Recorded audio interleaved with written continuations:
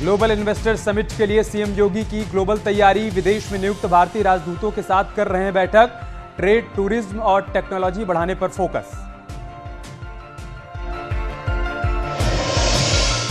गोला गोकर्णनाथ उपचुनाव में बीजेपी ने झोंकी ताकत। सीएम आवास पर हुई बीजेपी कोर कमेटी की बैठक। नगर निकाय चुनाव की रणनीति पर भी हुआ मंथन। अयोध्या में इस बार भी भव्य होगा दीपोत्सव। कार्यक्रम के साक्षी बन सकते हैं पीएम मोदी। रामलला के दर्शन की भी योजना। प्रधानमंत्री के संभावित कार्यक्रम की तैयारियां तेज। केशवदेव मौर्य का शिवपाल यादव पर हमला। कहा, अगर शिवपाल अखिलेश के साथ रहेंगे तो ज्यादा नुकसान पहुंचाएंगे। आरएसएस के इशारे पर काम करने का भी लगाया आरोप। जेल से बाहर आएगा श्रीकांत त्यागी। गैंगस्टर मामले में हाईकोर्ट ने मंजूर की जमानत। 3 मामलों में निचली अदालत से पहले ही मिल चुकी है राहत।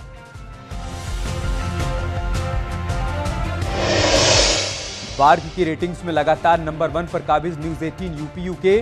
दर्शकों के भरोसे से पहले पायदान पर कायम न्यूज 18 यूपी उत्तराखंड।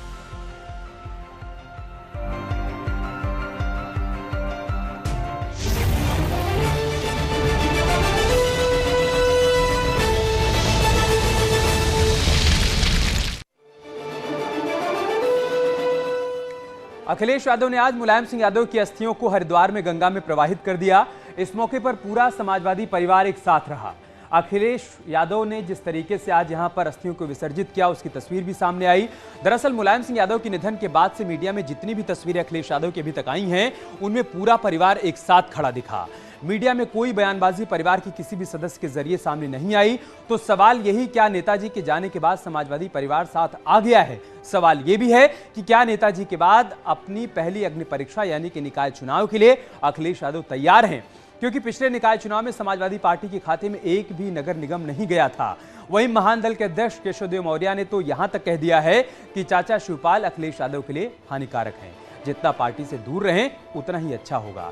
तो ओपी राजभर कह रहे हैं कि बाप बाप ही होता है और बेटा बेटा ही रहता है। तो आज की डिबेट इन्हीं तमाम सवालों के इर्द गिर्द, लेकिन सबसे पहले एक रिपोर्ट देखिए। नेताजी हमारे तो पिता समान थे और जितनी भी हम सेवा कर सकते थे जीवन भर उनकी सेवा करी, लेकिन आज हमारे बीच में नहीं है। नेताजी के जाने के बाद पूरा परिवार साथ। उनके साथ में उनकी धर्मपत्नी डिंपल यादव, उनका बेटा अर्जुन यादव, उनके भाई बंधु चाचा शिवपाल यादव, रामगोपाल जी यादव, उनके भाई धर्मेंद्र यादव, अक्षत यादव, सब परिवार के साथ करीब 15-16 लोगों के साथ वो अपने फूफा जी के साथ में सब के साथ हरिद्वार आए। बीजेपी के खिलाफ एसपी कितनी तैयार? नेताजी के प्रति हम सब का बहुत सम्मान है। स्वयं माननीय प्रधानमंत्री जी उनका कितना सम्मान करते हैं कि उनके चुनाव क्षेत्र में प्रचार करने ना तो वह 2014 में गए थे और ना 2019 में गए थे, लेकिन यह दुखद निधन हुआ है। आज वैसे इस सवाल का जवाब देने की जरूरत नहीं थी, लेकिन मैनपुरी में भी कमल खिलेगा, यह जरूर मैं कहूँ। अखिलेश के सामने बेहतर रिजल्ट की चुनौती। बाप बाप होता है, बेटा बेटा। बाप की विरासत अगर बाप ने नींव रखा है मकान का, तो वो नींव ही बेटा बरकरार रखे, वही सबसे बड़ी लायकियत है। अगर ईटा न तोड़े, नींव का ईंट न तोड़े, खाली वही जो है नींव को ही ठीक ठाक रखे, तो वही लायक माना जाता है, अगर उस पर ईटा न जोड़ सके। शिवपाल जी अखिलेश जी के साथ रहेंगे तो ज़्यादा नुकसान करेंगे, साथ नहीं रहेंगे तो नुकसान कम करेंगे। इसलिए कि अगर वो साथ रहते हैं, चूंकि वो आरएसएस के इशारे पर काम करते हैं।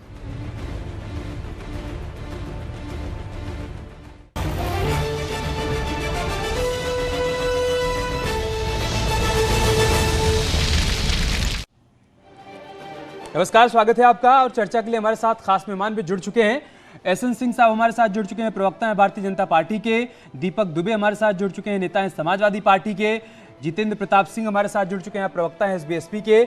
अनीता मिश्रा हमारे साथ हैं, आप प्रवक्ता हैं पीएसपीएल। आलोक वत्स हमारे साथ हैं, आप राजनीतिक विश्लेषक हैं। शुरुआत में दीपक दुबे जी आपसे ही करूंगा। नेताजी के बिना निकाय चुनाव के लिए समाजवादी पार्टी कितना तैयार है, या सीधे शब्दों में कहें तो इस अग्नि परीक्षा के लिए समाजवादी पार्टी इस वक्त अपने आप को कितना तैयार मान रही है?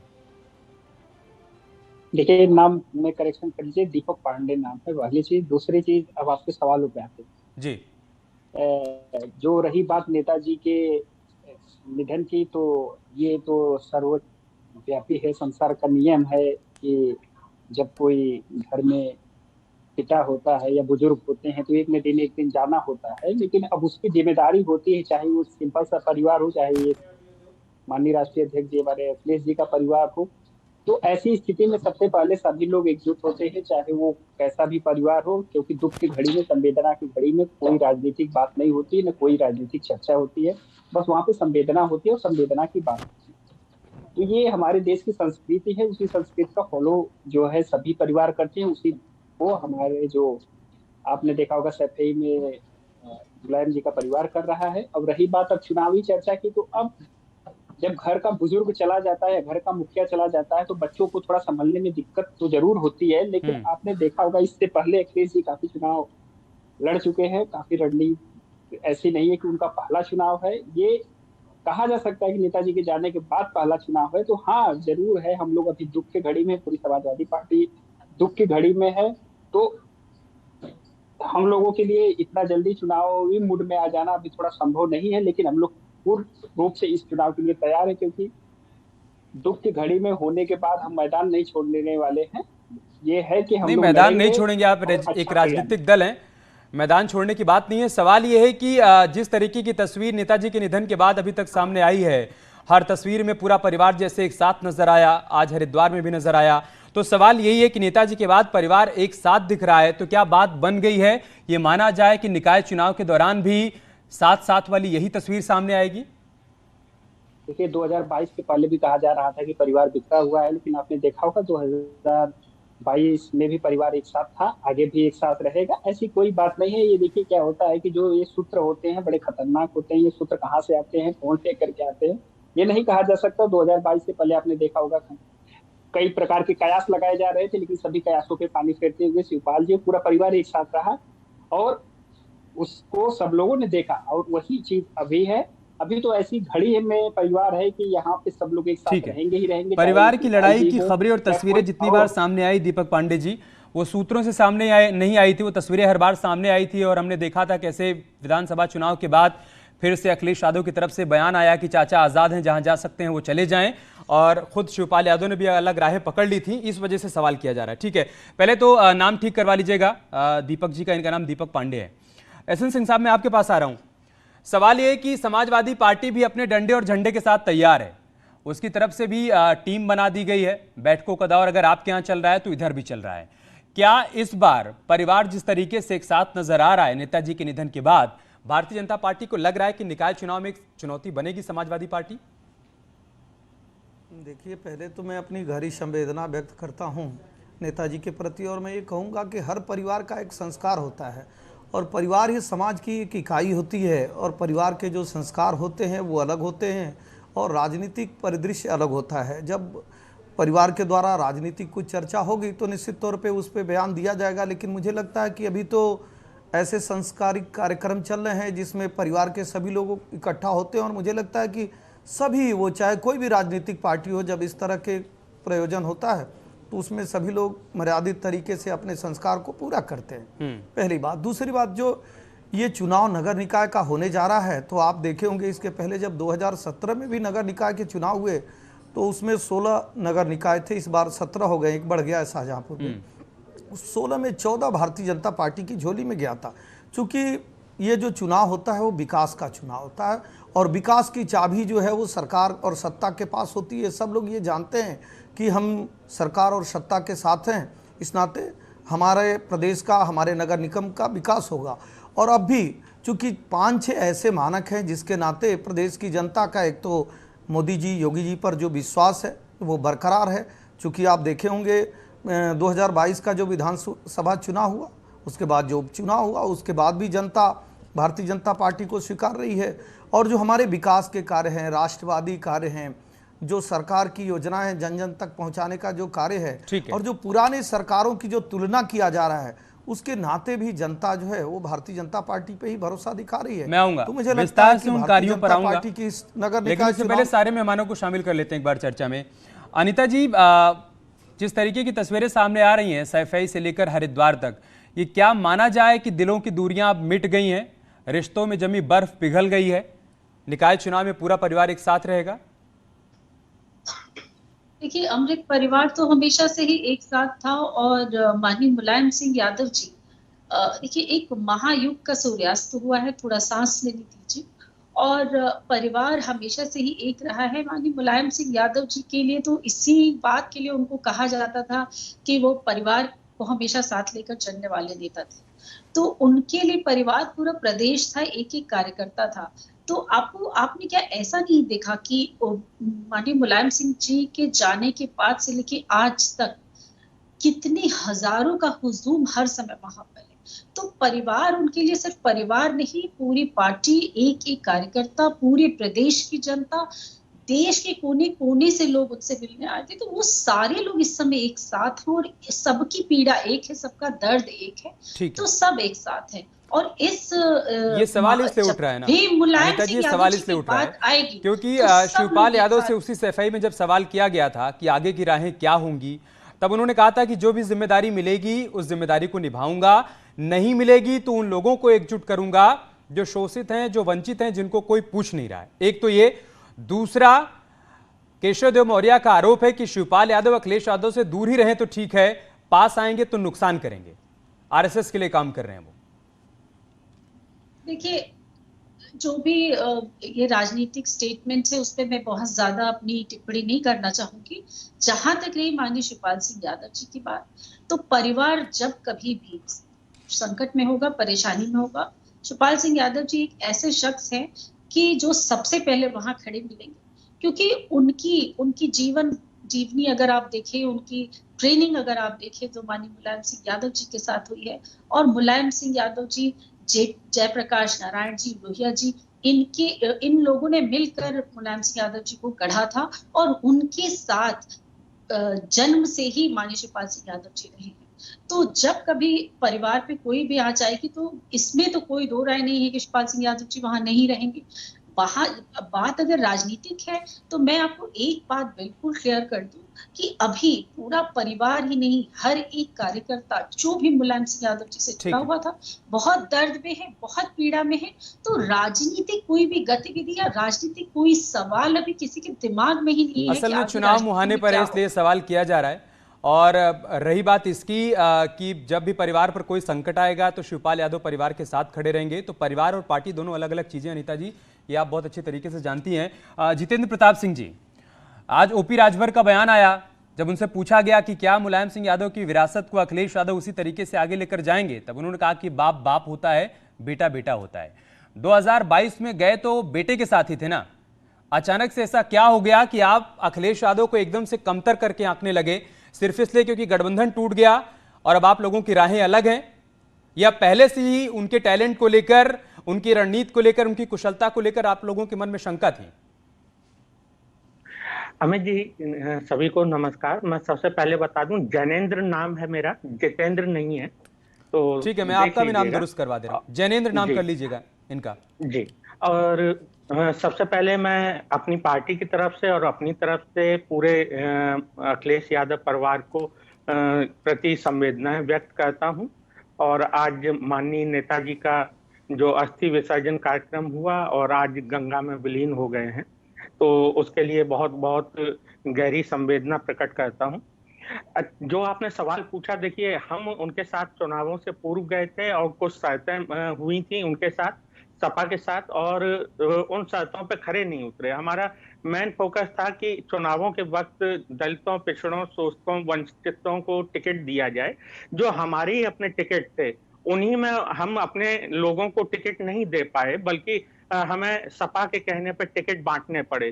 तो यहाँ से दिक्कत शुरू हुई। दूसरी चीज ये हुई कि हमें जब राष्ट्रपति के कार्यक्रम हो रहे थे, राष्ट्रपति चुनाव को लेकर कार्यक्रम हो रहे थे, उसमें हमको बुलाया नहीं गया था। पहले हमको बुलाया गया था 5 तारीख को और उसके बाद 6 तारीख को हमें मना कर दिया गया था कि ऐसा कोई कार्यक्रम नहीं हो रहा है। तो वहां से थोड़ा और तल्खियां बढ़ी। लेकिन हम जब मतलब हमें माननीय मुख्यमंत्री जी ने बुलाया अपने कार्यक्रम में हमारे नेताजी को, तो वहां पे माननीय ओम प्रकाश राजभर जी गए। इससे थोड़ा सा सपा अध्यक्ष को थोड़ा सा बुरा लगा। और दूसरी चीज है कि उन्होंने कभी भी ऐसा कोई भी सम्मान प्रकट नहीं किया हमारी पार्टी हमारे कार्यकर्ताओं के प्रति। अच्छा। तो उन्होंने अपने आप ही लेटर लिख के दिया कि आपको जहां जाना है, जहां ज्यादा सम्मान मिले, जहां आपको सम्मान मिले वहां आप चले जाइए, उस लेटर से जाहिर होता है। तीसरी चीज मैं बताना चाहूंगा, देखिए जो मुलायम सिंह जी थे, माननीय मुलायम सिंह जी, वो धरती पुत्र कहलाते थे। नेताजी वो जब नेता बने भी नहीं थे, उससे पहले ही वो नेता मतलब राजनीति में आने से पहले नेताजी कहने लगे थे। अखिलेश यादव नेताजी नहीं है दीपक जी। दीपक जी, जो बात नेताजी में थी वो बात अखिलेश यादव में नहीं है। गठबंधन के दौरान ओम प्रकाश राजभर को कई मौकों पर ऐसा लगा कि उनको उपेक्षित किया गया, इसलिए राहें अलग हो गई और इसीलिए आज वो कह रहे हैं कि बाप बाप होता है, बेटा बेटा होता है। दीपक जी जल्दी से आपका रिएक्शन में, उसके बाद जाऊंगा आलोक जी के पास।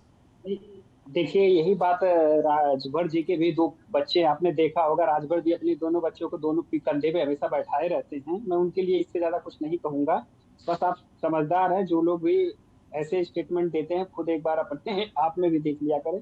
और राजभर जी भूल गए, राजभर जी इसी समाजवादी पार्टी के जो राष्ट्रीय अध्यक्ष वर्तमान में अखिलेश यादव जी, इन्हीं से गठबंधन करने के लिए कितना भूमिका बनाए। कभी लेकर के MIM को जाते थे, कभी लेकर के चंद्रशेखर रावण को जाते थे, कभी लेकर के किसको जाते थे, कहीं भी जाएगा सब नहीं, हमने तो बल्कि आपकी पार्टी के साथ बाकी दलों का गठबंधन करवाया। अदरवाइज आपका तो गठबंधन नहीं हो रहा था किसी पार्टी के साथ। MIM का गठबंधन करवाया आपने, MIM के साथ सौदा करके आपने चंद्रशेखर के साथ सौदा नहीं, हमने आपकी पार्टी का दूसरे दलों के साथ गठबंधन करवाने में भूमिका निभाई थी। आप भूल रहे हैं इस चीज को। बल्कि आपकी जो सबसे बड़ी रैली हुई मऊ में, वो हमारी पार्टी के द्वारा ही आयोजित की गई। हमारे कार्यकर्ताओं ने उसे इतना विशाल जनसमूह में बदला कि इतनी बड़ी रैली कभी पूर्वांचल के क्षेत्र में देखी नहीं गई थी पूरे उत्तर प्रदेश में। बस खाली कि उससे जो आपके OP राजभर जी हैं उस मोर्चा के नाम पे मोल भाव कर सके, और वो उन्होंने कर लिया। चुनाव खत्म हो गया, सबसे गठबंधन खत्म हो गया। बताइए कौन सा मोल भाव किया है हमने कौन सा मोल भाव किया है आपकी पार्टी के साथ? चुनाव में जाने से पहले जब 2 पार्टियां एक साथ आती हैं तो उनके बीच में कॉमन मिनिमम प्रोग्राम बनता है, कोई मोल भाव नहीं होता है। आपको पता होना चाहिए, जब विचारधाराएं 2 अलग होती हैं, उनमें जरा भी अंतर होता है तो जो कॉमन प्रोग्राम होते हैं उनको लेके आगे बढ़ा जाता है। लेकिन राष्ट्रीय अध्यक्ष जी का एक ही प्रोग्राम होता है, जहां अच्छा दाम मिले वहां चलेंगे। ठीक है, आप गलत कह रहे हैं, ऐसा कोई प्रोग्राम नहीं होता है। बेकार के लांछन लगा रहे हैं आप। मैं बता दूं, दलितों पिछड़ों की बात करते हैं मेरे नेताजी। दूसरी बात, वो फ्री स्वास्थ्य, फ्री शिक्षा की बात करते हैं। उनका कहना है कि प्रथम क्लास से लेकर BTech तक या बैचलर डिग्री तक मुफ्त और अनिवार्य शिक्षा हो सभी। किसने किसका फायदा उठाया वो बीती बात हो गई। किसने किसका फायदा उठाया विधानसभा चुनाव में बीती बात हो गई। बात यह कि निकाय चुनाव में आप लोगों की राहें अलग हैं, तो आरोप प्रत्यारोप बहुत स्वाभाविक है। आलोक जी, पूरा परिवार जिस तरीके से एक साथ नजर आ रहा है, पहला सवाल मेरा ये, क्या आपको लग रहा है कि 2022 के इस निकाय चुनाव में बीजेपी के लिए समाजवादी परिवार एक चुनौती बनेगा? दूसरा सवाल मेरा ये, बीजेपी जिस तरीके से बैठकों का आयोजन कर रही है, क्षेत्रवार, मंडलवार और जिलावार, और डिप्टी CM को भी लगा दिया गया है, मंत्रियों को भी जिम्मेदारी पर लगा दिया गया है, आपको लग रहा है कि समाजवादी पार्टी के लिए, कांग्रेस के लिए, BSP के लिए या किसी भी दूसरे दल के लिए बीजेपी से निकाय चुनाव में लड़ पाना आसान होगा? देखिए अमित जी, पहले तो मुलायम सिंह जी को विनम्र श्रद्धांजलि। आज उनका अस्थि कलश का विसर्जन हुआ। इसमें कोई दो मत नहीं है कि मुलायम सिंह धरती पुत्र थे, धरती से जुड़े हुए नेता थे। उन्होंने अर्श से फर्श तक पहुंचाया पार्टी को अपने दम पर। लेकिन हालांकि वो चले गए हैं, लेकिन जो यथार्थ है उसको तो व्यक्त करना जरूरी है कि देखिए, समाजवाद में और लोहियावाद में की जो सिद्धांतें हैं, जो मैंने पढ़ी हैं, उसमें कहीं परिवारवाद का कोई समावेश नहीं है। लेकिन अंत में आके नेताजी परिवारवाद की तरफ चले गए और उन्होंने अपने बेटे अखिलेश यादव को आगे किया। और आज ये कुनबा जो एकत्रित हुआ है, आप सबों के बातों से भी ये लगता है ये परिवारवाद की पार्टी है। तो देश की जनता अब परिवार भोटवादी पार्टी वगैरह को ज्यादा तरजीह नहीं देने के मूड में है। काम के बदौलत आप काम किस तरीके का कर रहे हैं, क्या रिलीफ दे रहे हैं जनता को, किस तरीके का आपके प्रोग्राम्स हैं, उस पर अब सारी चीजें डिपेंड करती है, जिसमें भारतीय जनता पार्टी अपने कार्यों की बदौलत, अपने कार्यशैली के बदौलत, अपने सारे कार्यकर्ताओं की फौज की बदौलत, अपने मीटिंग्स के बदौलत, अपनी जनता से कवायद की बदौलत इन सभी पार्टियों से मीलों आगे है और इनको ये डिस्टेंस कवर करने में अभी दिल्ली दूर नजर आ रहा है मुझे। ठीक है दीपक जी, जल्दी से आपका जवाब, मैं उसके बाद एसएन सिंह साहब के पास जाऊंगा। देखिए, अभी उन्होंने गिनाया है परिवारवाद की अगर इस समय देखा जाए किसी पार्टी में सब ज्यादा परिवारवाद तो सारा कांग्रेस का परिवारवाद चला गया बीजेपी में, और जितनी भी पार्टियां बची हैं सबका परिवारवाद बीजेपी में ही चला जाता है। तो इस समय देखा जाएगा कोई सबसे ज्यादा परिवारवादी पार्टी है तो वो बीजेपी। आपने सिंधिया से लेकर के आप किसी को भी उठा करके देख लेंगे, चाहे वो नहीं, लेकिन राजनीति का सबसे बड़ा परिवार है, इस बात को झुठला सकते हैं क्या दीपक जी? यादव परिवार राजनीति का सबसे बड़ा परिवार है, क्या इसको झुठला सकते हैं क्या? इनके परिवार के 35 लोग विभिन्न पदों पे काबिज थे जिस समय इनकी सत्ता थी। परिवार है, देखिए जहाँ पे वहाँ पे तो उस परिवार में दो मुख्यमंत्री हैं और इतने वहाँ पे है, परिवार है, बिल्कुल है। जनता देश की सम्मान देती है, प्रदेश की सम्मान देती है, तो उससे वो परिवार राजनीति में बना हुआ है। नहीं तो आपने देखा होगा कितने परिवार आए और कितने परिवार चले गए, राजनीति ने उनको पूछा तक नहीं। तो जनता का प्यार उनके साथ बना हुआ है, तो इसलिए वो परिवार बना हुआ है।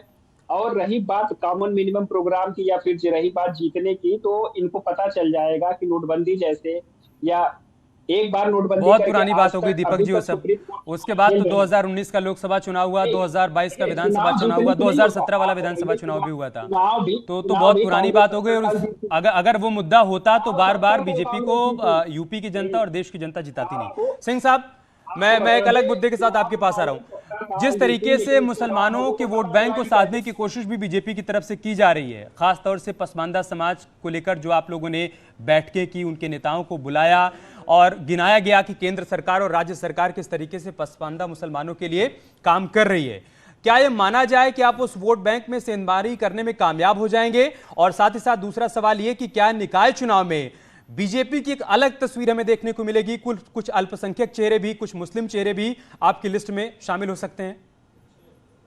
देखिए अमित जी, ये आज से नहीं, 2014 से भी आप देखे होंगे। 2014 का जो चुनाव था लोकसभा का, 2017 विधानसभा, 2019 पुनः लोकसभा, हमेशा जो हमारा सबसे सुंदर आज का नारा है, सबका साथ, सबका विकास, सबका विश्वास, उसके परिणाम के नाते ढेर सारे ऐसे समुदाय के लोग जो हमको वोट नहीं करते थे, वो विश्वास करके और हमको वोट किए और हम खरे उतरे। जो योजनाएं लेकर आए वो धर्म देखकर नहीं लेकर आए, जाति देखकर लेकर नहीं आए, क्षेत्र देखकर नहीं लेकर आए, हम विकासवाद की पर चलते रहे। और आज देखिए आजमगढ़ में ढेर सारे मुस्लिम और ढेर सारे और धर्म जाति के लोग हमको वोट किए, रामपुर में वोट किए और 2022 के चुनाव में भी जो परिणाम हमारे आप सबका साथ, सबका विकास, सबके विश्वास की बात तो करते हैं। एक सेकंड में मैं इस पर काउंटर क्वेश्चन है ना, वो सुन लीजिए कि सबका साथ, सबका विकास, सबके विश्वास की बात तो करते हैं, लेकिन जब आपके प्रत्याशियों की लिस्ट आती है उसमें एक भी मुस्लिम चेहरा नहीं होता है। यही हमने 14 में देखा, 17 में देखा, 19 में देखा, 22 में आपकी सहयोगी दल अपना दल ने जरूर एक मुस्लिम प्रत्याशी उतारा, लेकिन बीजेपी की लिस्ट में एक भी नाम नहीं था। इसलिए सवाल उठ रहा है कि क्या निकाय चुनाव में वो तस्वीर बदल जाएगी, एक प्रयोग होगा 24 के लिए?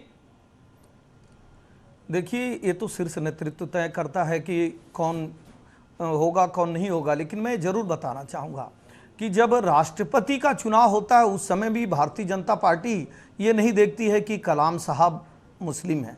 ये तय किया जाता है कि ये वास्तविक चेहरा है, ये बड़े चेहरा है, ये देश के चेहरा है, ये सबके चेहरा है और उनको ले आया जाता है। उत्तर प्रदेश में भी देखिए हमने मुस्लिम चेहरे के तौर पे मंत्री के रूप में किसी न किसी को दिया है और आगे भी देंगे। मैं तो आज अमित जी एक चीज़ कहना चाहूँगा कि आदरणीय मुलायम सिंह जी दूर दृष्टि रखते थे, उनकी अच्छी एक समझ थी और उन्होंने भी अमित जी आप देखे होंगे लोकसभा में जब 2019 का चुनाव आना था तो उन्होंने जाना कि आदरणीय मोदी जी जो हैं वो इस तरह के कार्य कर रहे हैं कि जो परिणाम उनके पक्ष में आने वाला है। और उन्होंने कहा कि चूंकि आप पे जनता भरोसा कर रही है। कौन कहा? नेताजी ने कहा। चूंकि नेताजी दूरदृष्टि, अच्छी सोच रखने वाले थे। सोनिया जी के बगल में बैठे हुए हैं सारे लोग हैं और वो कह रहे हैं कि आपने जो कार्य किया निश्चित तौर पे परिणाम आपके पक्ष में आएंगे, और मैं दोबारा ये कहता हूं कि प्रधानमंत्री के तौर पे आप ही आएंगे, क्योंकि वो परिवार में भी देख लीजिए पूरे परिवार को अमित जी किस तरह से लेके चले। उनके समय में परिवार में भी कोई बिखराव नहीं था, शिवपाल जी उनके साथ ही हमेशा रहते थे। मैं कह रहा हूं आज बड़ी ही संवेदनशील समय चल रहा है इनके लिए, और आपको विश्वास दिलाता हूं कि भारतीय जनता पार्टी की जो सरकार है जिस तरह से विकास की नीतियों को आगे लेकर चल रही है, जनता के भरोसे पे कायम है। मुझे लगता है कि अभी नहीं, एक लंबे अरसे तक भारतीय जनता पार्टी की ही सरकार उत्तर प्रदेश में रहने वाली है। अनीता जी, 2022 विधानसभा चुनाव से पहले शिवपाल यादव अखिलेश यादव से जाकर मिलते हैं और उसके बाद कयासों का बाजार गर्म होता है कि पीएसपीएल को इतनी सीटें मिलेंगी, पीएसपीएल को उतनी सीटें मिलेंगी। कार्यकर्ताओं में भी इस बात को लेकर चर्चा थी कि क्या चाचा को वो सम्मान मिलेगा या नहीं मिलेगा गठबंधन में, और आखिर में ये हुआ कि गठबंधन नहीं हुआ, सिर्फ एक सीट मिली, वो भी शिवपाल यादव को। तो तमाम कार्यकर्ता अपने आप को ठगा हुआ महसूस कर रहे थे जो कि चुनाव की तैयारी में जुटे हुए थे। ऐसे अभी जिस तरीके का मिशन उन्होंने शुरू किया है यदुवंश समाज को जोड़ने का, उनके हक की लड़ाई लड़ने का, अगर एक बार फिर से शिवपाल यादव अखिलेश यादव के करीब चले जाते हैं, पूरा परिवार एक हो जाता है, पीएसपीएल समाजवादी पार्टी एक हो जाती है, आपको लगता है कि इस बार उन कार्यकर्ताओं को शिवपाल यादव समझा पाएंगे, साध पाएंगे जो 2022 में नाउम्मीद हुए थे? देखिए, एक बात मैं बिल्कुल आपको क्लियर कर दूं कि माननीय शिवपाल सिंह यादव जी जो हैं जयप्रकाश नारायण और लोहिया जी के सच्चे अनुयायी हैं, और जिंदगी उन्होंने माननीय मुलायम सिंह यादव जी के साथ गुजारी है अपनी पूरी, लक्ष्मण की तरह उनके साथ रहे। माननीय मुलायम सिंह यादव जी का था कि संबंधों को निभाने के लिए वो किसी भी हद तक जाते, वही बिल्कुल माननीय शिवपाल सिंह यादव जी के अंदर भी है।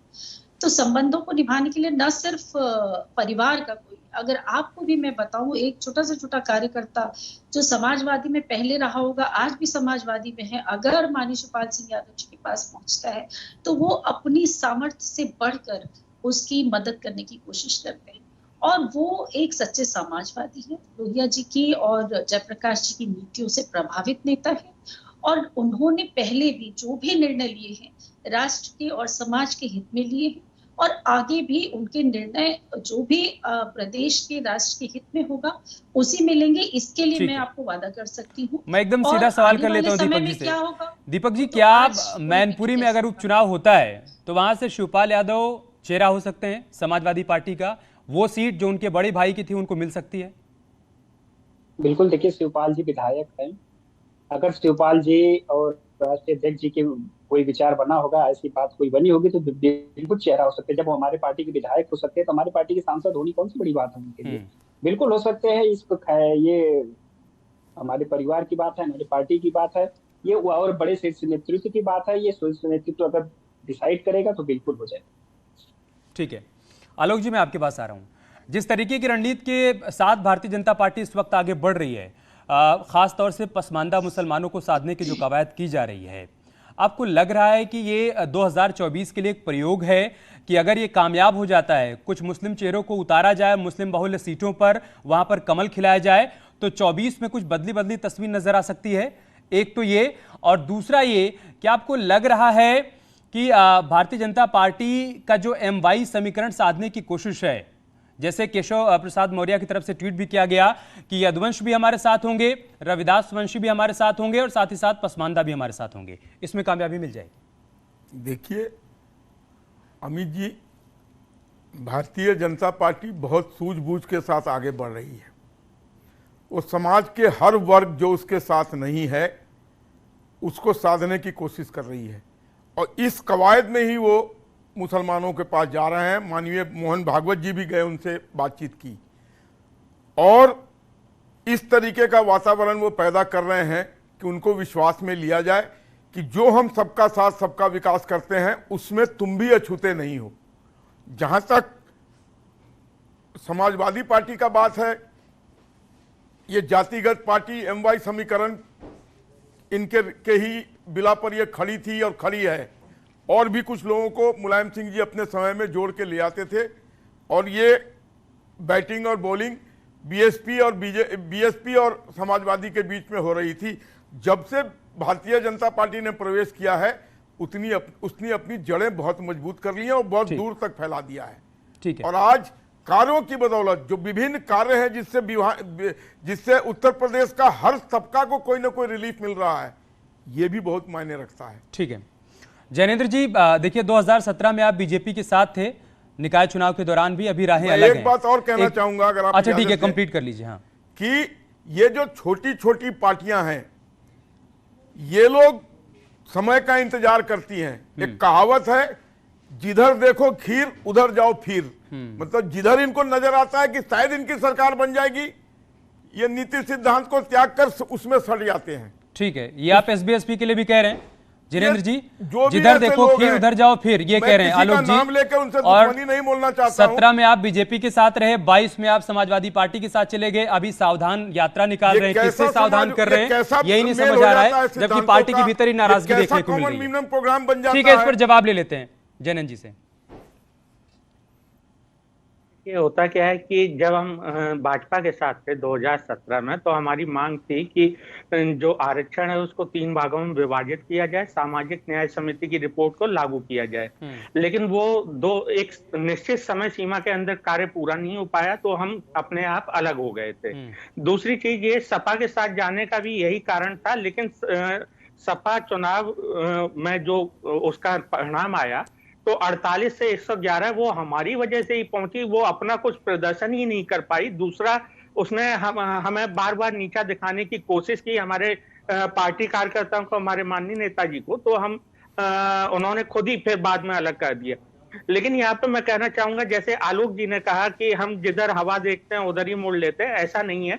हमारे मुद्दे तब भी वही थे और आज भी वही है। और मैं एक और चीज बता दूं कि बहुत सारी पार्टियों ने चुनाव के बाद भी अपनी कार्यकारिणियां भंग नहीं की थी। सबसे पहले हमारी पार्टी ने कार्यकारिणियां भंग करके सभी नई कार्यकारिणियां खड़ी की, और सबसे पहले हमारी पार्टी ने रथ यात्रा का कार्यक्रम प्रस्तुत किया, और आज की डेट में भी रथ यात्रा हमारी सभी 75 जिलों से होके गुजर रही है, और नए नए कार्यकर्ता पदाधिकारी हजारों लाखों की संख्या में दिन प्रतिदिन जुड़ते हुए जा रहे हैं। छोड़ के भी तो जा रहे हैं ना जैनन जी, नए नए जुड़ रहे हैं, लेकिन पुराने वाले छोड़ के जा रहे हैं सब। नहीं, पुराने में ऐसा किसी ने नहीं छोड़ा, और ऐसा कभी भी नहीं होता। एकदम आखिरी सवाल मेरा, एक पार्टी में अगर लाखों कार्यकर्ता हैं तो वो सारे के सारे हमेशा जुड़े ही रहेंगे। सिंह साहब, आमतौर पर कहा जाता है कि भारतीय जनता पार्टी निकाय चुनाव में शहरी इलाकों में तो अच्छा प्रदर्शन करती है, ग्रामीण इलाकों में नहीं कर पाती है। मतलब आप लोग निगम तो जीत जाते हैं, मेयर तो आपके बन जाते हैं, लेकिन नगर पंचायत अध्यक्ष की बात की जाए, पालिका चुनाव की बात की जाए, पालिका सदस्यों की बात की जाए, वहां पर भारतीय जनता पार्टी अपेक्षाकृत अच्छा प्रदर्शन नहीं कर पाती है। क्लोजिंग कमेंट, उसके लिए क्या तैयारी है आपकी? देखिए अमित जी, हम लोग तैयारी किए हैं कि जो अपना है उसको सर पे लगाना, जो अपना नहीं है उसको अपना बनाना, और जो जन कल्याणकारी योजनाएं हैं वो जन जन तक पहुंचाना। इसके माध्यम से मुझे लगता है कि एक बड़ी जीत के तरफ भारतीय जनता पार्टी कदम बढ़ा दी है, और जो उत्तर प्रदेश की जनता है वो भी विकास के साथ जाने के लिए हाथ खोलकर हमारे समर्थन को तैयार है। बहुत बहुत शुक्रिया आप सभी का हमारे साथ जुड़ने के लिए, चर्चा का हिस्सा बनने के लिए। तो निकाय चुनाव की तारीखों का ऐलान नहीं हुआ है, लेकिन हर पार्टी अपनी अपनी तैयारियों में जुट गई है। भारतीय जनता पार्टी जहां बैठकों का पूरा सिलसिला चला रही है, तो वहीं दूसरी तरफ देखना होगा कि समाजवादी परिवार दुख से उबरकर कब चुनावी तैयारियों में जुटता है और आगे क्या परिणाम आते हैं। तेज रफ्तार खबरों के लिए चलते